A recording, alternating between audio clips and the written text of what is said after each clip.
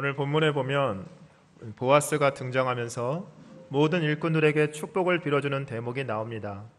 고대 시대의 주인이라면 이 종들의 생사권을 쥐고 있는 주인에게 꼼짝할 수 없었고, 주인이 등장만 해도 긴장할 수밖에 없었습니다. 그러다 보니 주인들은 보통 기고만장하고 일꾼들을 함부로 대하는 모습들이 대부분이었습니다. 그런데 보아스의 입술에서 나오는 말들을 보면 여느 주인과는 다른 모습을 보입니다. 그는 업무적이고 계산적인 언어로 대하는 것이 아니라 축복의 언어로 일꾼들을 대했습니다. 4절에 여호와께서 너희와 함께 하시기를 원하노라 라고 말을 하고 일꾼들에게 축복을 말합니다. 그러자 일꾼들이 여호와께서 당신에게 복 주시기를 원하노라 라고 화답을 합니다. 둘의 말에 진심이 담겨 있는 것이 느껴집니다. 보아스도 일꾼도 진심으로 축복을 주고받고 있는 모습이 참 아름답게 보입니다. 보아스의 등장은 일꾼들에게 두려움이나 위협이 아니었습니다. 오히려 보아스의 등장은 일꾼들에게 기쁨과 위로와 격려가 되었습니다. 성도님들은 일하고 있는 곳, 그리고 살고 있는 곳에서 어떠한 모습으로 살아가고 계십니까? 혹시 성도님들은 일터에서 일 잘하는 사람이라고 인정받고 계십니까? 네, 그건 좋은 일입니다. 그런데 일을 잘하는 것보다 더 중요한 것이 있습니다. 그것은 일을 잘하는 사람은 일을 세우지만 축복의 사람은 사람을 세운다는 사실입니다. 오늘날 우리는 포근하고 따뜻한 말이 메말라버린 시대를 살아가고 있습니다.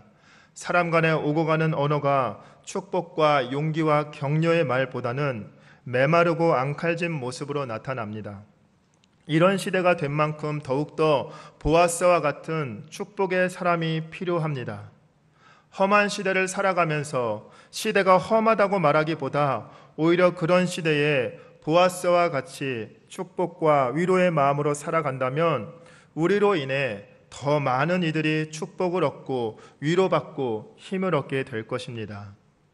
우리가 진정한 그리스도인이라면, 우리 안에 생명의 말씀이 내 안에 있다면 우리 모두가 은혜의 향기를 흘려보내서 바로 그들에게 위로가 되고 격려가 되게 하는 사람이 되어야 합니다. 우리 안에 진짜 복음이 있음을, 내 안에 진짜 생명이 있음을 보여주며 살아가는 믿음의 성도님들 되시길 소망합니다.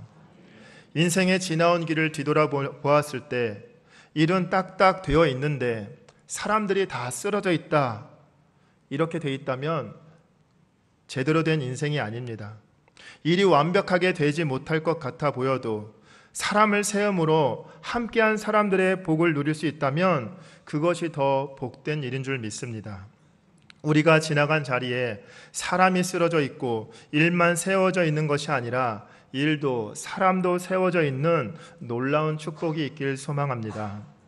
옳은 일을 바르게 가려내는 것도 중요하지만 어머님처럼 품어내고 자식을 세워내듯 사람을 세워낼 수 있는 사람이 훨씬 더 중요한 사람이라는 것을 기억하시기 바랍니다. 어느 시대나 이러한 사람은 중요합니다. 특히 오늘 본문에 나오는 룻이 살던 사사기 시대는 더욱 그랬습니다. 사사기 시대는 기준이 분명하지 않았고 믿음이 요동치며 우상 숭배와 탐욕과 죄악이 가득한 시대였습니다. 이런 시대 분위기 속에서 보아스라는 사람은 그 시대의 악한 흐름을 따라가지 않고 하나님의 은혜로 살아가던 사람이었습니다. 죄악과 탐욕이 자기를 지배하도록 내어버려 두지 않고 오직 하나님의 은혜가 자기를 주도할 수 있도록 하나님의 은혜 앞에 자신의 모든 삶을 맡긴 삶을 살아갔습니다. 저희 성도님들도 이와 같이 살아가시길 소망합니다. 저는 오는 날 예수천당 불신지옥이라는 플랜카드를 들고 거리 전도를 나가지 않더라도, 혹 그것이 부끄럽거나 두렵거나 떨려서 그리하지 못한다 할지라도 보아스처럼 은혜의 삶을 전파하며 살아간다면 플랜카드를 들고 나가는 것보다 더 많은 사람들을 구원으로 이끌어내실 줄 믿습니다. 그게 더 좋은 방법이라고 믿습니다. 그렇게 하지 못한다고 해서 용기 없다 낙심치 마십시오. 전도 못하는 사람이라고 낙인 찍지 마십시오. 그렇게 낙인 찍는 순간 그 사람은 전도를 아예 꿈도 꾸지 못하게 됩니다.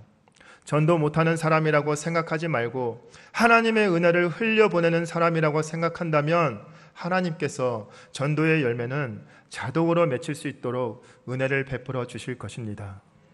은혜와 사랑을 흘려보냈더니 그들에게서 은혜와 사랑이 흘러오더라. 이게 바로 하나님이 이 땅에 우리 그리스도인들이 살아갈 삶의 모습인 줄 믿습니다. 주님의 이름으로 축복을 전하고 은혜를 흘려보내고 위로와 격려로 사람을 감싼다면 분명히 성도님들은 축복의 사람이 될 것이며 성도님들에게 반드시 사람이 따르고 생명 구원의 역사가 일어날 줄 믿습니다. 우리 안에 가지고 있는 하나님의 은혜와 사랑을 세상을 향해, 영혼을 향해 온전히 흘려보내시는 은혜의 통로요 축복의 통로가 되시길 소망합니다.